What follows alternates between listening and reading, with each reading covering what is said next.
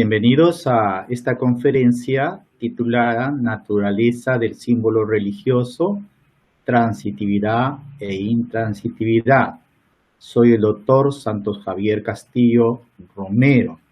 En esta oportunidad vamos a reflexionar teniendo como objetivo general hacer un estudio fenomenológico filosófico acerca de la verdadera naturaleza del símbolo religioso. Nos planteamos tres objetivos específicos. El primero, buscamos distinguir el símbolo del signo y de la señal. Como segundo objetivo, nos planteamos un análisis del símbolo desde una perspectiva cultural. Y como tercer objetivo, hacemos ya un análisis específico del símbolo religioso y el supuesto riesgo de idolatría. La tesis central que pretendemos sostener y defender en esta ponencia es que la intransitividad del símbolo religioso no implica necesariamente la idolatría. Partimos del hecho de que el hombre, como decía Cassirer, es un animal simbólico, por cuanto que el hombre, a diferencia del animal, posee la capacidad simbólica. Y los símbolos son culturales, son el corazón de la cultura, y además tienen un valor de tipo afectivo. Entonces, como este primer punto, vamos a tratar de diferenciar con cierta claridad lo que es la señal del signo y del símbolo. Cuando hablamos de señal, estamos hablando de un medio material que transmite una información. Las señales informan. Por ejemplo, las señales informativas del reglamento de tránsito que nos indican una acción que tenemos que realizar, doblar a la derecha, a la izquierda, tomar precaución frente a un obstáculo, etc. Entonces, las señales anuncian a un sujeto su propio objeto. Pretenden regular el comportamiento práctico y están ligados al fenómeno de la denotación, donde el significado y el significante están al mismo nivel, es decir, una realidad concreta no remite a otra realidad concreta, no a una realidad abstracta. En cambio, el signo va a establecer una relación entre una entidad concreta y una entidad abstracta. En el caso del signo está ligado al fenómeno de la connotación, donde el sujeto debe concebir su propio objeto. Requiere el uso de la inteligencia y la interpretación. Digamos, un ejemplo de signo sería en el ámbito de la justicia, donde se representa una dama con los ojos vendados y una balanza en su mano. Ahí esa realidad nos remite al sentido de la objetividad, de la justicia, de la equidad, es decir, una representación que nos lleva a una interpretación, una realidad concreta que nos lleva a una realidad que no es concreta, sino abstracta. Suscita pues en el sujeto la representación, son eminentemente transitivos, es decir, el significante no remite a una entidad que es distinta de sí, que no es tampoco una simple relación de dos términos, sino que hay una producción de sentido por parte del sujeto, hay un significado que es producido.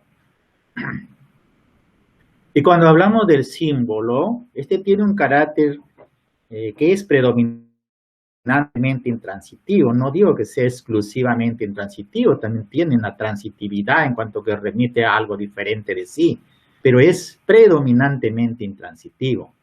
No solo remite pues a la realidad inmaterial, sino que hace presente esa realidad inmaterial. Cuando hablamos de símbolo tenemos que distinguir que hay dos elementos esenciales. Por un lado está el sustrato material, que es una realidad física, y por otro lado está una realidad que es trascendente, una realidad, digamos, inmaterial, que se sustenta en ese sustrato material. El símbolo tiene un poder evocador y en sentido estricto no representa, como en el caso del signo, sino que presenta esa realidad a la cual remite. Contiene en sí aquello que significa. Un ejemplo clásico de lo que es un símbolo, por ejemplo, son los símbolos patrios, como el caso de una bandera nacional. De ahí que, por ejemplo, un patriota, un soldado en el campo de batalla, es capaz de arriesgar su vida, perder su vida, por defender el pabellón nacional para que no caiga en manos del enemigo.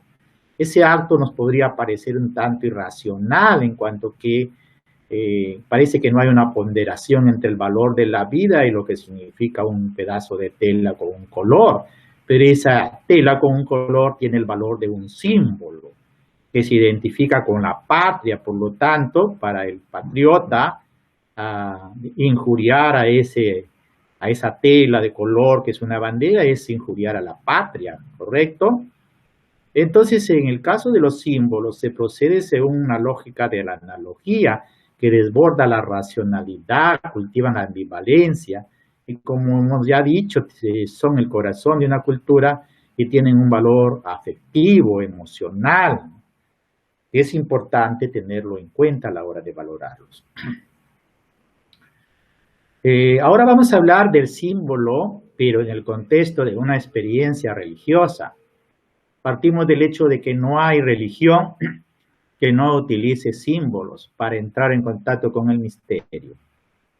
Los símbolos permiten a un sujeto intuir, según la lógica de la analogía, aquello que puede resultar inefable, inabarcable, insondable, como puede ser el misterio divino.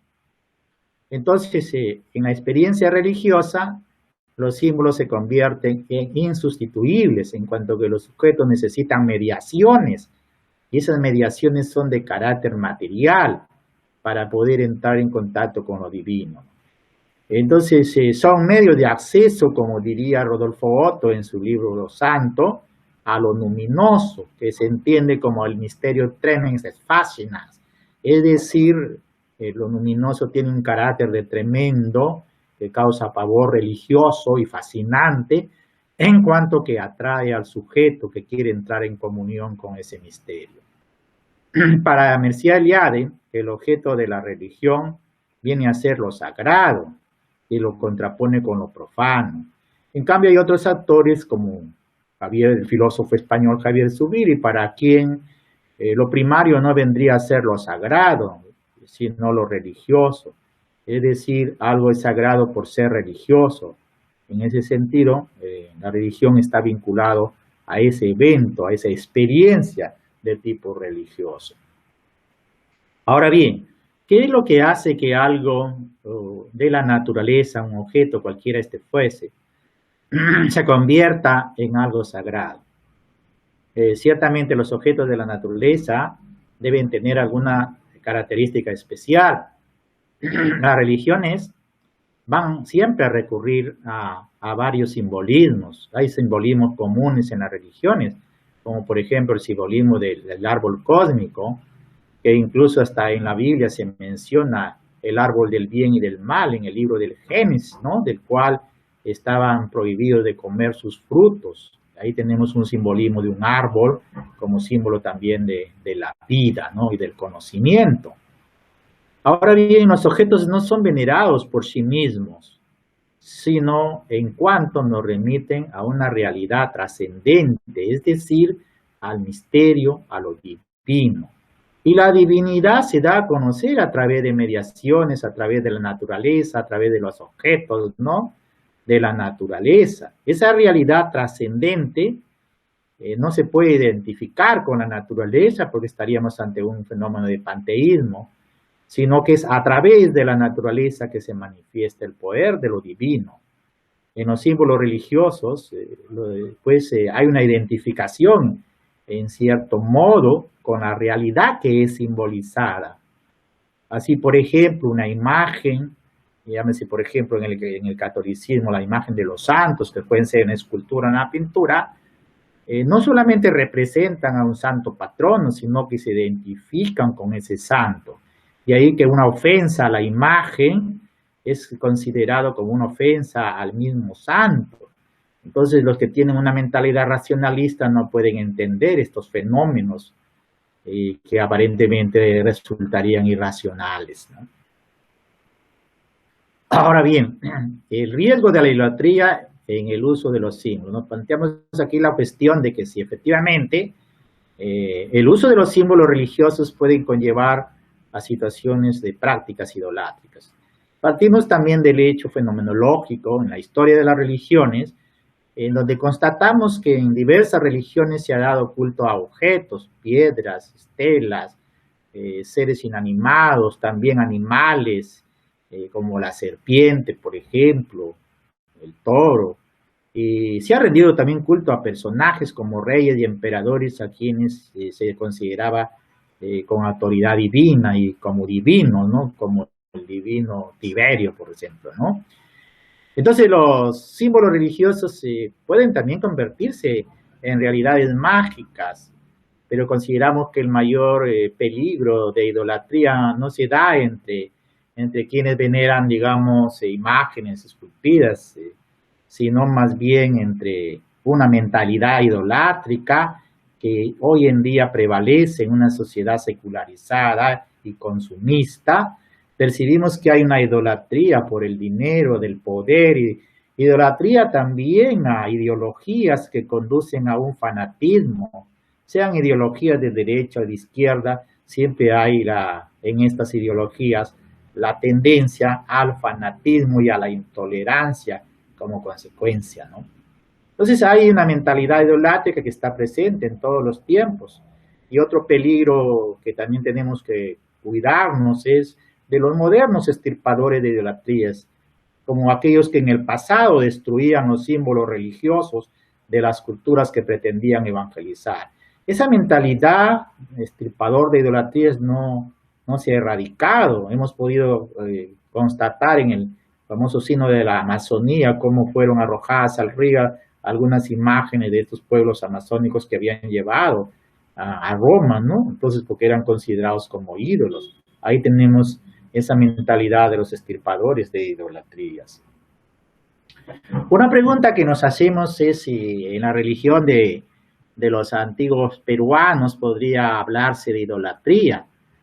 Como sabemos por la historia, antes de la llegada de los españoles, pues los naturales de estas tierras eran muy dados a la religión, tenían sus cultos, sus sacerdotes, practicaban ciertos rituales muy parecidos a los sacramentos cristianos, y eso conllevó a que los misioneros españoles de aquella época consideraban que habían sido engañados por el demonio, que esos eran inventos del demonio, y que había que erradicar esas prácticas y esos cultos, ¿no?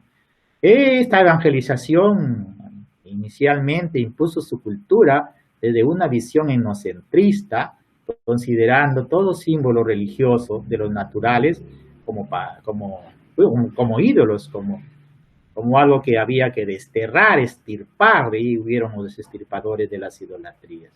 Es interesante la obra del padre José de Acosta, un misionero español que llegó al Perú en el siglo XVI, escribió un libro muy importante de misionología llamado De Procurandi Indorum Salute, escrito en latín inicialmente en el año 1588. Es un libro que trata sobre la evangelización de los naturales, es decir, de cómo buscar la salvación de los naturales. Eso significa procuranda indorum salute, ¿no? Y describe en ese libro las prácticas religiosas de los naturales, que son consideradas desde luego por el propio padre Acosta como idolatrías, ¿no? Ahí nos dice que los naturales rendían culto al sol, veneraban a la luna, al trueno, a los astros, a la tierra, al mar, a los montes, a las cuevas, a las rocas, a los manantiales y muchas otras cosas, y las consideraba como de carácter divino y le rendía culto. Esa descripción detallada que nos hace el padre Acosta y también otros cronistas del siglo XVI, como el padre Bernabé Cobo, nos demuestran en realidad que entre los naturales había un profundo sentido religioso y que la naturaleza estaba casi totalmente sacralizada. Estos misioneros hijos de su tiempo, pues consideraban como ídolos esas realidades que más bien nosotros llamaríamos símbolos religiosos de la religión de los antiguos peruanos, ¿no? Así pues, cuando se dice que ellos adoraban al sol, en realidad no adorarían al sol, sino, no es de pensar que adoraban a un astro, sino a la presencia de Dios a través del sol, o a la manifestación de Dios a través del sol, dador de vida, ¿correcto? Entonces, era, digamos, podríamos llamarlo un símbolo mediador de la comunicación con la divinidad. Entonces, no se puede probar pues, que haya existido una plena identificación entre el símbolo material y la divinidad a la cual hacen referencia esos símbolos, porque de haber existido una identidad total, plena entre el objeto material y la divinidad, ahí estaríamos hablando en sentido propio de una idolatría que pensamos que no se dio. Entonces la naturaleza sacralizada era para ellos un medio para entrar en contacto con el misterio. Hoy en día, en cambio, en un mundo secularizado, la naturaleza ha sido totalmente desacralizada, considerada como una despensa que puede ser depredada con todos los daños que ha causado en el medio ambiente en perjuicio del hombre mismo. Llegando ya al final de esta exposición, presentamos algunas conclusiones. Una primera conclusión es que los símbolos, especialmente en los símbolos religiosos, lo que prevalece es el carácter intransitivo de los mismos. Como hemos explicado, no solo nos remiten a una realidad diversa del sustrato material, sino que nos presentan esa realidad trascendente e inmaterial, identificándola en cierto modo con la realidad material y la realidad divina, ¿no? Una segunda conclusión sería que el mecanismo para la interpretación de los símbolos no es aplicar la lógica de la univocidad o la dialéctica heredera de la filosofía griega, ¿no? Que ha inundado el occidente, ¿no? Hemos sido formados dentro de esa mentalidad logicista, racionalista, y una de las máximas expresiones de ese racionalismo ha sido el siglo de la Ilustración, con el kantismo, ¿no? Hoy en día más bien debemos mirar la otra lógica, la lógica de la analogía, aquella que desborda el discurso racional. A ello hay que añadir también el componente afectivo emocional que envuelve los símbolos religiosos. Y ahí que pues que dichos símbolos se interpretan desde el contexto de una praxis, de una experiencia religiosa dinámica. Una tercera conclusión es que en experiencia religiosa los símbolos tienen el riesgo, por su carácter intransitivo, de no distinguir con absoluta claridad metafísica entre el sustrato material, el objeto material que sirve de sustrato físico del símbolo y la realidad trascendente a la cual remiten, como sucede, por ejemplo, en una imagen religiosa de Cristo, ¿no? Difícilmente la gente puede separar el material, el sustrato material, llámese mármol, yeso, del cual está hecho una imagen, por ejemplo, de un Cristo y lo que representa a Cristo. Y ahí que cualquier ultraje a esa imagen física se considera pues como algo inaceptable por parte del creyente, que genera un total rechazo. Y pensamos, pero más bien que el mayor peligro proviene de quienes con una mentalidad o perspectiva racionalista, egocéntrica, se convierten en modernos extirpadores de idolatría, como el caso que mencioné del sínodo de la Amazonía, donde arrojaron al río unas imágenes de esos grupos amazónicos, ¿no? Y como cuarta y última conclusión, el respeto y valoración de los símbolos religiosos, el respeto por la cultura de los pueblos, más allá de la religión que tengan estos pueblos. Puesto que ahí donde existe una cultura hay religión, no hay cultura sin religión. Y donde hay religión hay símbolos religiosos.